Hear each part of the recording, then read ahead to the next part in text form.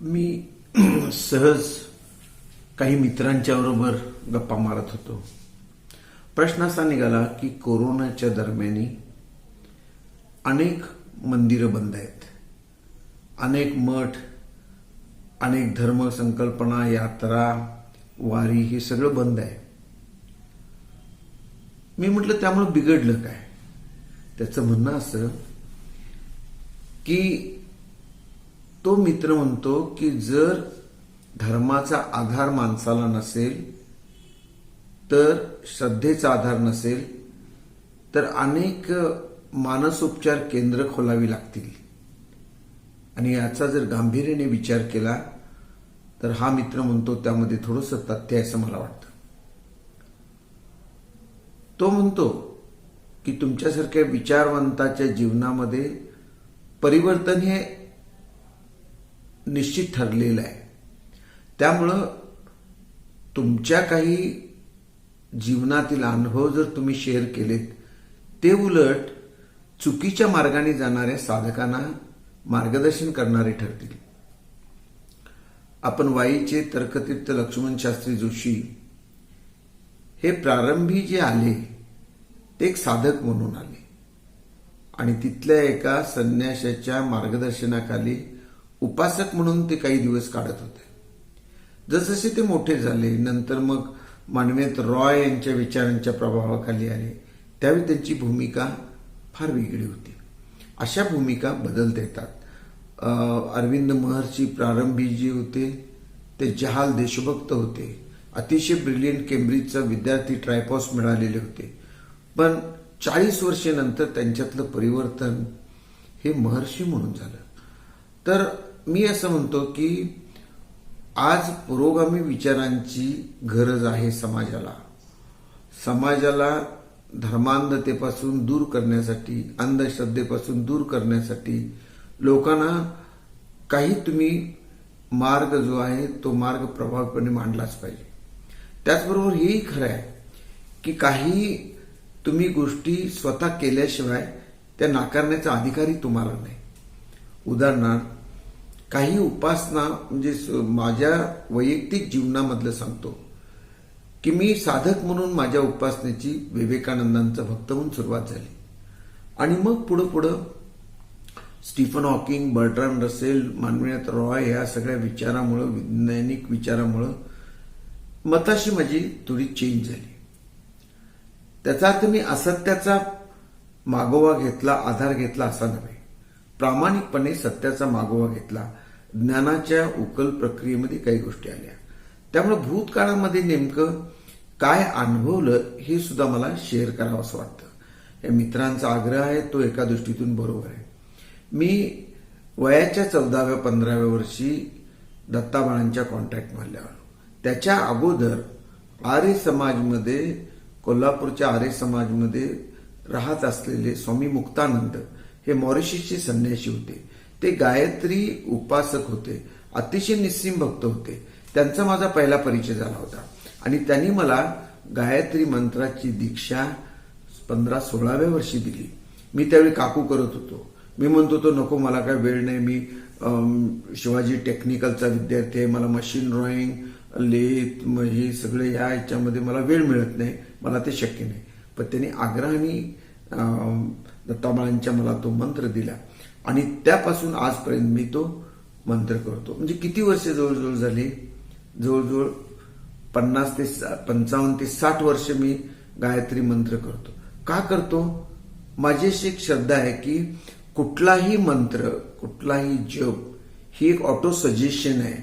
तुम्ही तुमच्या व्यक्तिमत्वाला दिलेली सूचना आहे. आणि गायत्री मंत्र हा मला अशासाठी आवडतो की त्यामध्ये ती प्रार्थनाही आहे आणि मंत्रही आहे.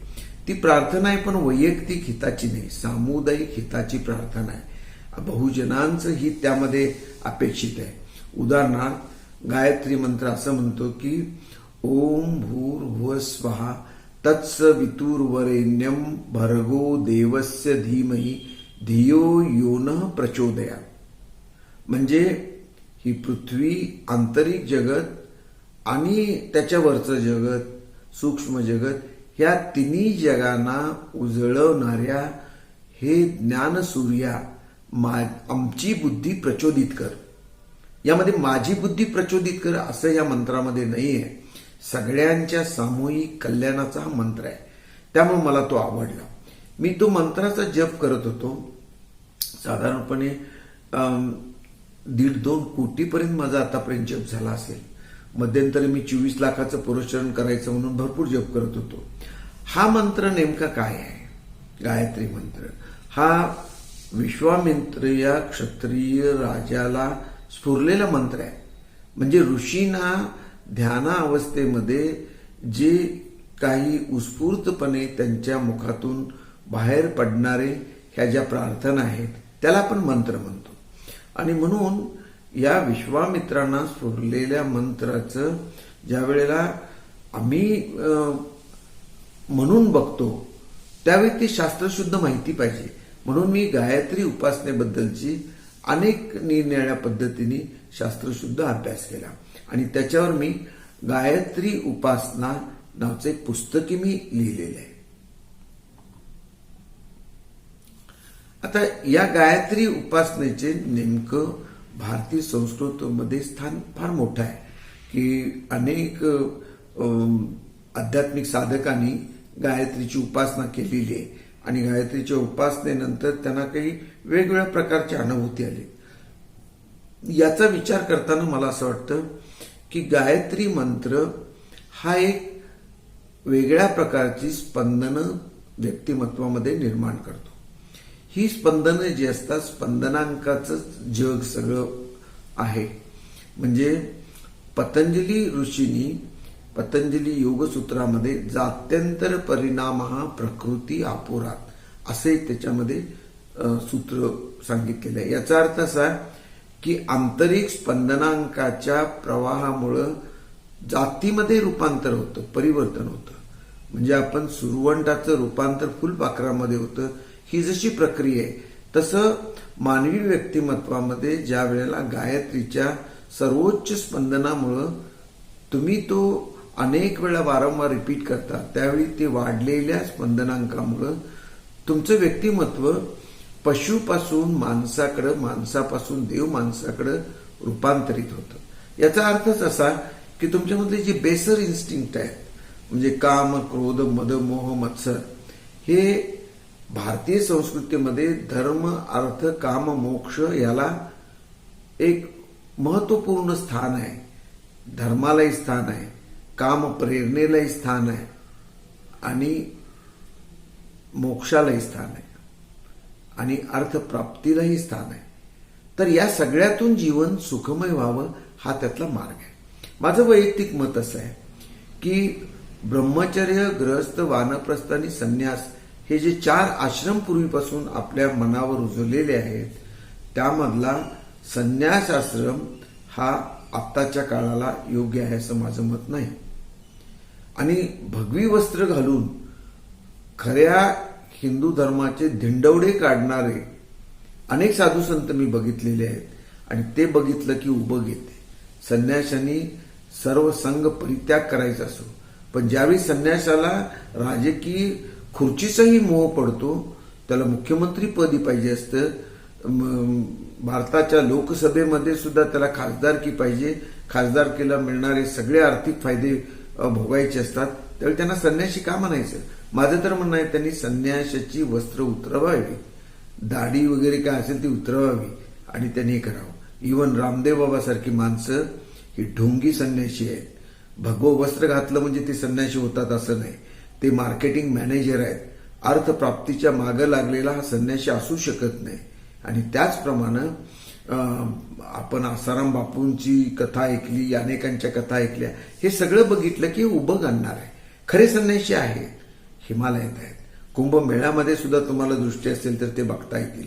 तर आपण मूळ मुद्द्याकडे येऊ की गायत्री मंत्र हा कोणत्या सूर्याचा आहे, भर्ग कुठला देव, ज्याला आम्ही हिरण्यगर्भ म्हणतो त्याला निर्देश करणारा हा मंत्र आहे. आणि मग हिरण्यगर्भ समवर्तताग्रे भूतस जाता पतिरेक असेल असा आपल्या उपनिषदामध्ये मंत्र आहे, वेदामध्ये मंत्र आहे. या गायत्रीला तर वेद माता असं म्हणतात कारण साऱ्या वेदांचा सार हा बुद्धी प्रचोदित करण्यामध्ये आहे. केवळ आपण आत्ता जे समजतो बुद्धी ते माहितीचं जंजाळ आहे. माहिती आणि इन्फॉर्मेशन अँड इंटेलिजंट ह्यामध्ये जसा फरक आहे तसा इंटेलिजंट अँड विजडम मध्ये फरक आहे. सॉक्रेटिस ज्याला विजडम म्हणतो ती विजडम म्हणजे बुद्धीच्याही पलीकडची तरल अशी प्रज्ञाशक्ती. आणि म्हणून गायत्री मंत्रामुळं नेमकं काय होत असेल तर तुमची वाटचाल ही विजडमकडे होते आणि म्हणून खऱ्या अर्थाने मनुष्य सदाचारी होतो. आता गायत्री मंत्र कसा करायचा, जप कसा करायचा हा एक भाग आहे. आणि केव्हा करायचा, माझ्या अनुभवाप्रमाणे आपल्याला सांगतो की सूर्योदयापूर्वी काही वेळ अगोदर, सूर्योदयानंतर थोडा वेळ, तसंच सूर्यास्ताच्या अगोदर थोडा वेळ, सूर्यास्तानंतर थोडा वेळ, हा मधला संधी काळ हा पकडला पाहिजे. आणि अनेक वेळेला तुम्ही कोवळ्या उन्हामध्ये जर बसाल तर कोवळ्या उन्हामध्ये अशी एक उपासना आहे की तुमच्या षटचक्रामधून सूर्यामधली ऊर्जा, सूर्यामधलं तेज, सूर्यामधली प्राणशक्ती तुम्ही आत खेचून घेता अशी तुम्ही धारणा ठेवा. आता जप करताना मी कसा केला, अनेक वेळेला जप मी वहीमध्ये जप मंत्र लिहित होतो. गायत्रीचा पूर्ण मंत्र लिहायचा 2 ओळीमध्ये. तो मंत्र एक लिहून झाला की डोळे मिटायचे, अंतःचक्षू समोर तो सुवर्णाक्षरामध्ये बघायचा प्रयत्न करायचा आणि तिसरी गोष्ट त्याच्यावर ध्यान करायचं, त्याच्या अर्थावर ध्यान करायचं आणि मग दुसरा मंत्र घ्यायचा. कबीरांनी फार सुंदर इथे सांगितलंय की मला फिरे हरी मिले गले राहट के दे. जर तुम्हाला असं वाटत असेल की माळ घेतले आणि खोरं आपण ओढतो तसं भर ओढला आणि सांगितलं माझा आज 1 लाख झाला, माझा 2 लाख झाला, या जपसंख्येला अर्थ नाही. जपाच्या भावार्थाशी तुम्ही एकरूप जर झालात तर तुम्हाला असं लक्षात येईल खरोखर तुमची बुद्धी उजळत निघालेली आहे. तुमच्या जीवनामध्ये परिवर्तन होत आहे. परिवर्तन कशाचं होतंय, एकट्याचं नाही तर माझ्या आजूभोवती असणाऱ्या मित्रमंडळी, नातेवाईक, कुटुंबीय ह्या सगळ्यांचा उद्धार व्हावा अशी ती प्रार्थना आहे. आणि ज्याला आपण लॉ ऑफ सिम्पथेटिक व्हायब्रेशन्स म्हणतो की समान स्पंदनांचा नियम. मी ज्यावेळी एक चांगला विचार बाहेर फेकतो त्यावेळी तो अनेक तसेच भावात्मक चांगले विचार घेऊन माझ्याकडे येतो. आणि मी जर एक विध्वंसाचा विचार फेकला, अनेक विध्वंसाचे विचार माझ्याकडे येतात. त्यामुळे नेहमी लक्षात ठेवा की सामूहिक नियतीमध्ये ज्यावेळी युद्ध होतात, अनेक विध्वंस गोष्टी होतात, त्याच्यामध्ये प्रत्येकजण कॉन्ट्रीब्यूट करत असतो निगेटिव्ह विचारातून. आणि गायत्री सारख्या मंत्रातून हे तुमचं निगेटिव्हिटी निघून जाते, पॉझिटिव्हिटी येते, म्हणजे तुम्ही अधिक तेजाकडे जाता.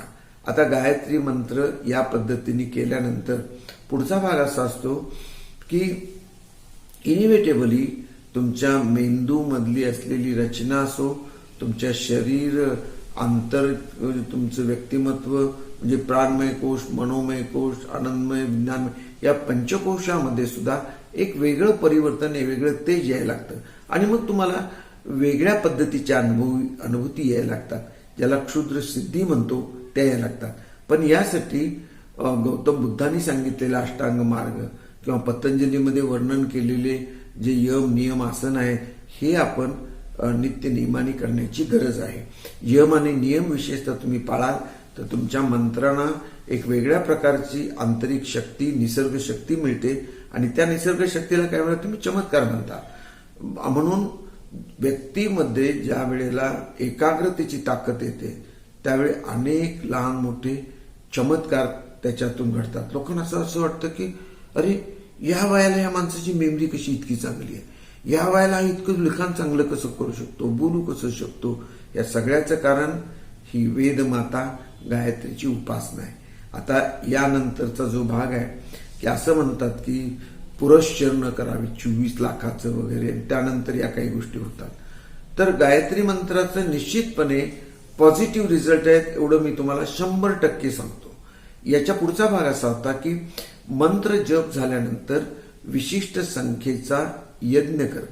यज्ञ हा मार्ग मला माहिती आहे की म्हणजे एक काही विभागाला तो मान्य नाही. हे गृहीत धरून मी सांगतो की गायत्री मंत्राचे यज्ञ मी करून बघितले की त्यावेळेचं फिलिंग असं होतं की खरोखर आपण आंतरिकरित्या उजळलो होत असं त्याचं एक भान मी अनुभवलं. ते खरं खोटं ह्याच्या तपशिलामध्ये मी जात नाही, पण एक वेगळा आनंद, जो आनंद तुम्हाला भौतिक सुखातून मिळत नाही असा एक आनंद तुम्हाला मिळतो, अशी एक शांती मिळते. आणि मला असं वाटतं की होल ह्युमन रेस किंवा माणसं याच रीतीने जात असतात, फक्त त्यांना कळत नाही नेमकं सुख कशात आहे, शांती कशात आहे. कारण ज्या वेळेला एखादं कुत्रं एखादं हाड चघळत असतं त्यावेळेला काही वेळा त्याच्या दातातून हिरड्यातून कुत्र्याच्या रक्त येतं आणि त्याला असं वाटतं ते त्या हाडातून येतं म्हणून ते चघळतच राहतं. तसा प्रकार थोडासा आपल्या बाबत होतो. आणि त्यामुळं वासनेतून येणारं सुख हे सुख नसतं, हे बॉरोड कर्ज असतात, ओव्हरड्राफ्ट असतो असं समजा. आणि म्हणून तुम्ही करून बघा गायत्री मंत्र कोवळ्या सूर्यप्रकाशात करून बघा.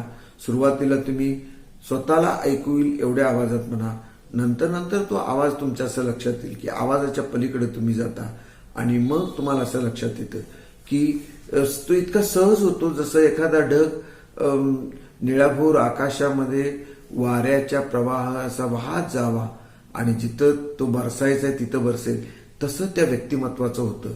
त्याची ज्ञान प्रक्रिया अशी होते की गरजवंत जे असतील ते त्याच्याजवळ येतील, त्याच्यावरती निश्चितचपणे अमृतासारखा वर्षाव होईल ज्ञानाचा, ज्ञानकणाचा आणि एक सामुदायिक असा आनंदाचा अनुभव आपण घेऊ शकतो.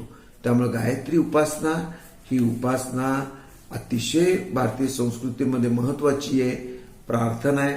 प्रार्थना तर सगळ्या जगातल्या सगळ्या धर्मामध्ये प्रार्थनेला महत्व आहे, सामुदायिक प्रार्थनेला महत्व आहे. त्या रीतीने जरी म्हणाल तरी गायत्री ही अतिशय उत्कृष्ट उपासना आहे. ज्या उपासनेची सुरुवात कोवळ्या वयामध्ये मुलांच्या केली तर मला असं वाटतं की त्यांच्या बुद्धिमत्तेमध्ये निश्चित फरक पडेल. कुठली तरी व्हिटॅमिन घेऊन मुलांची बुद्धी सुधारते या भ्रमात पालकांनी तर राहू नये, तर मूलभूत या गोष्टीकडे आपण वळावं अशी माझी विनंती आहे. धन्यवाद.